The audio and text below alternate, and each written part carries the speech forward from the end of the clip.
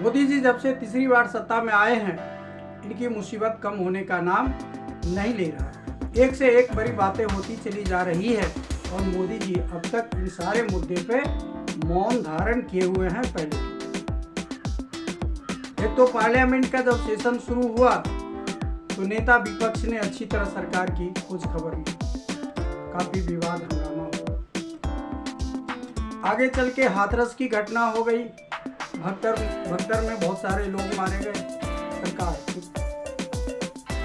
इतना ही नहीं, रेलवे की बहुत बड़ी बड़ी दुर्घटनाएं हो गई, सरकार आतंकवादी घटनाएं हो रही है, सरकार एकदम से चुप।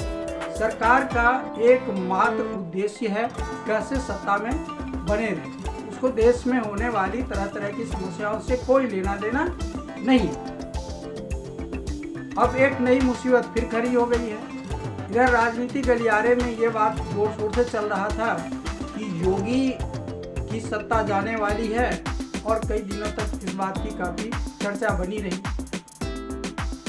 उप मुख्यमंत्री केशव मौर्य भी कई दिनों तक दिल्ली के राजनीतिक गलियारों में मंत्रियों के आगे पीछे करते रहे और कई सारी मीटिंग लेने के बाद यह तय हुआ कि योगी जी की सरकार अभी रहेगी। अब योगी जी भी कोई चुप रहने वाले तो थे नहीं, इन्होंने भी अपने ऊपर खतरा को देखा था, इन्होंने भी आनंद फानंद में नया शगुफा छोड़ दिया।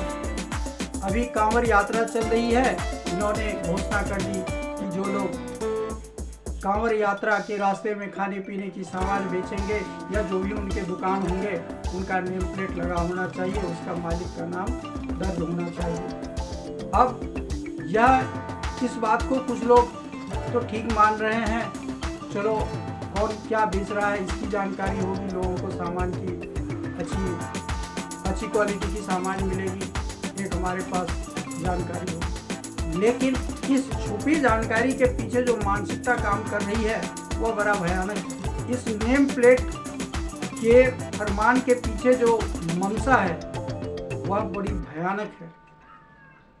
कुछ ऐसे लोग हैं जो बहिष्कार, हर बात में बहिष्कार करते हैं। वो फल वाले का बहिष्कार करेंगे, वो सामान बेचने वाले का बहिष्कार करेंगे, वो नाम के आधार पर जाति और धर्म को तय करेंगे और किससे सामान खरीदना है किससे नहीं खरीदना है, यह सब नया विवाद पैदा होगा।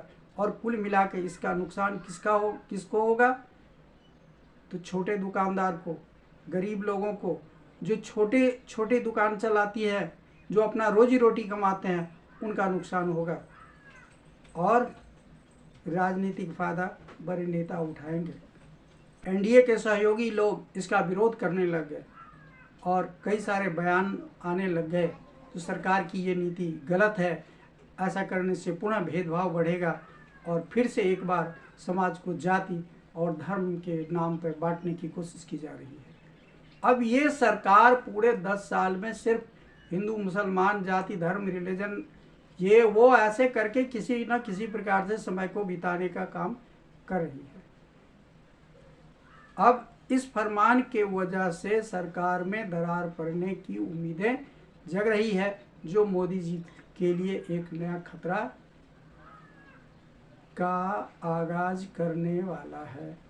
अब मोदी जी सावधानी पूर्वक अपने मित्रों को फिर से मिलाएंगे, मनाएंगे और फिर इनका समय इसी में चलेगा जो कैसे ये लोग हमारे साथ बने रहें।